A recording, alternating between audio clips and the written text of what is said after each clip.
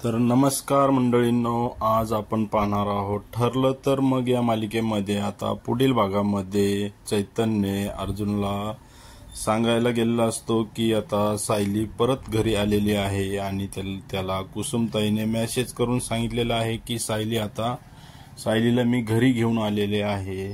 पण इकडे अर्जुन हा कोल्हापूरला निघण्याच्या तयारीत असतो तेव्हा चैतन्य त्याला सांगतो की अर्जुन, अरे तुला आता कोल्हापूरला जायची गरज नाहीये। आणि इकडे कुसुम आता मधुभाऊंना सांगत असते की ती का परत आलेली आहे, कारण मधुभाऊंना काही समजत नसते की ह्या दोघी का परत आलेल्या आहेत।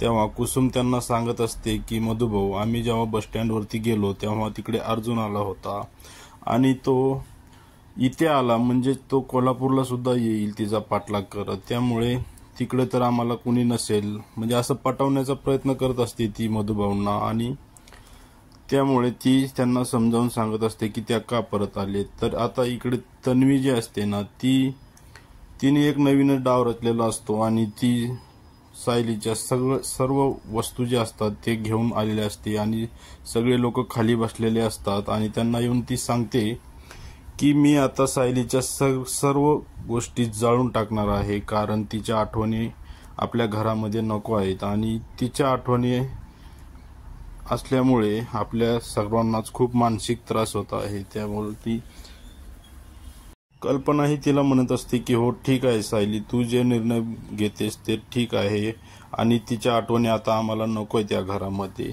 आणि तिला सर्व लोक तिला साथ देत असतात की ठीक आहे, तू तिच्या वस्तू पूर्ण जाळून टाक।